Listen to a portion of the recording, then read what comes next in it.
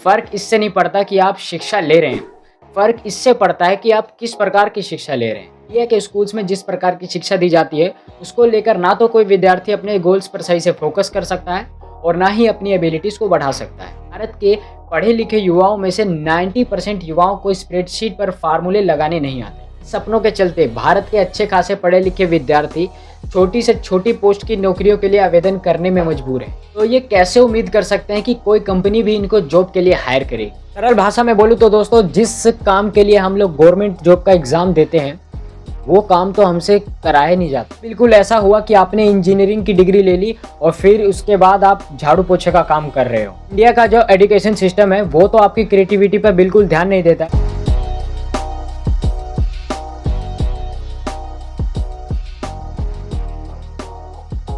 दोस्तों, किसी भी देश के अंदर विकास के लिए वहाँ के लोगों का एडुकेट होना बहुत जरूरी होता है, क्योंकि शिक्षा कभी व्यर्थ नहीं जाता है। शिक्षा से ही कोई व्यक्ति अपने जीवन के लक्ष्य को अच्छे तरीके से फोकस कर पाता है। शिक्षा से व्यक्ति का किसी भी चीज को सोचने और समझने का तरीका बिल्कुल अलग होता है और शिक्षा ही किसी व्यक्ति को उसके जीवन में सफल बनाने के लिए बहुत इंपॉर्टेंट चीज है, जो उसे उसकी सही वैल्यू प्रोवाइड करता है। लेकिन दोस्तों, भारत के एजुकेशन सिस्टम को देखने के बाद मुझे ऐसा लगता नहीं कि ये अपने युवाओं के अंदर ऐसी क्वालिटी डाल पाते हैं, क्योंकि दोस्तों फ़र्क इससे नहीं पड़ता कि आप शिक्षा ले रहे हैं, फ़र्क इससे पड़ता है कि आप किस प्रकार की शिक्षा ले रहे हैं। तो जैसा कि आप लोगों को पता है कि इंडिया के स्कूल्स में जिस प्रकार की शिक्षा दी जाती है, उसको लेकर ना तो कोई विद्यार्थी अपने गोल्स पर सही से फोकस कर सकता है और ना ही अपनी एबिलिटीज़ को बढ़ा सकता है। इस चीज़ का जीता जागता उदाहरण है प्राइवेट सेक्टर में स्किलफुल एम्प्लॉयज़ की बढ़ती मांग और सरकारी नौकरियों के अंदर देश के युवाओं का पागलपन। और दोस्तों, ये सारी बातें मैं हवा में नहीं बोल रहा हूँ। इसके लिए मैं आपको CMIE का ये रिपोर्ट दिखाना चाहूँगा,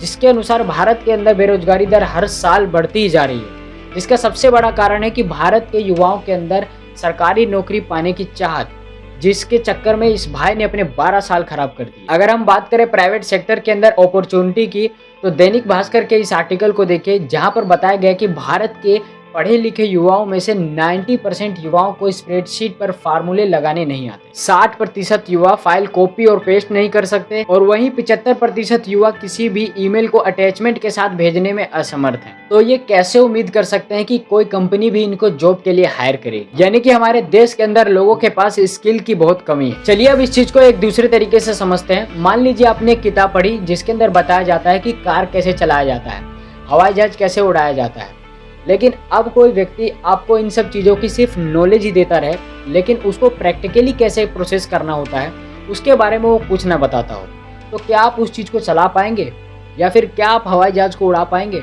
मेरे ख्याल से तो नहीं। यानी कि किसी भी चीज़ के अंदर सक्सेस पाने के लिए उस चीज़ को प्रैक्टिकली करना बहुत ज़रूरी होता है, लेकिन ये प्रैक्टिकल एक्टिविटीज़ भारत के स्कूल्स में कराना आज भी एक सपना बना हुआ है। ऐसे ही सपनों के चलते भारत के अच्छे खासे पढ़े लिखे विद्यार्थी छोटी से छोटी पोस्ट की नौकरियों के लिए आवेदन करने में मजबूर है। एग्जाम्पल के लिए दोस्तों, आप द इकोनॉमिक्स टाइम्स के इस आर्टिकल को देखिए, जहां पर साफ साफ लिखा गया है कि 2018 के अंदर उत्तर प्रदेश में पियोन की 62 पदों के लिए भर्तियां निकली, जिसके अंदर 93,000 कैंडिडेट्स ने अप्लाई किया।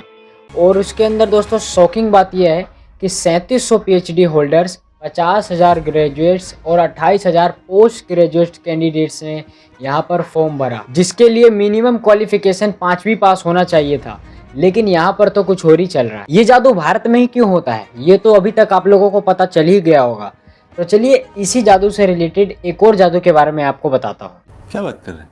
देखिए, हमारे भारत के अंदर सरकारी नौकरी का क्रेज जिस हद तक बढ़ा है, उसी हद तक इसके अंदर एंट्रेंस एग्जाम्स के बेस पर दिए जाने वाले काम कुछ मेल नहीं खाते। सरल भाषा में बोलूँ तो दोस्तों, जिस काम के लिए हम लोग गवर्नमेंट जॉब का एग्जाम देते हैं वो काम तो हमसे कराया नहीं जाता। जैसे कि रेलवे के ग्रुप डी के इस वैकेंसी के अंदर आपको नौकरी पाने के लिए math, general science, general intelligence, general awareness, current affairs जैसे एग्जाम आपको देने पड़ेंगे। लेकिन इस एग्जाम को देने के बाद और इसकी सारी प्रक्रियाओं में पास होने के बाद आपको रेलवे के अंदर रेलवे कोच, स्टोर, डिपार्टमेंट की रख रखाव का काम करना पड़ता है। यानी कि ये तो बिल्कुल ऐसा हुआ कि आपने इंजीनियरिंग की डिग्री ले ली और फिर उसके बाद आप झाड़ू पोछे का काम कर रहे हो।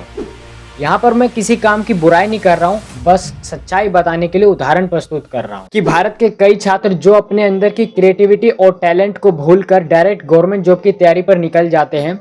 उनसे मैं सिर्फ यही कहूँगा कि आप अपने अंदर भी थोड़ा झांक के देखिए, आपके अंदर भी गवर्नमेंट जॉब से भी कुछ बड़ा टैलेंट हो या फिर आपके अंदर उससे भी बड़ा कोई काबिलियत हो जिससे आप बड़ी सीढ़ियों पर चढ़ सकते हैं, यानी कि आप अपने लाइफ के अंदर आगे बढ़ सकते हैं। क्योंकि इंडिया का जो एजुकेशन सिस्टम है वो तो आपकी क्रिएटिविटी पर बिल्कुल ध्यान नहीं देता है, लेकिन आज के टाइम पर आपके पास ऐसी कई सारी चीज़ें हैं जिससे आप अपने अंदर के टैलेंट और हुनर को बाहर निकाल सकते हो और अपने लाइफ के अंदर कुछ हटके कर सकते हो।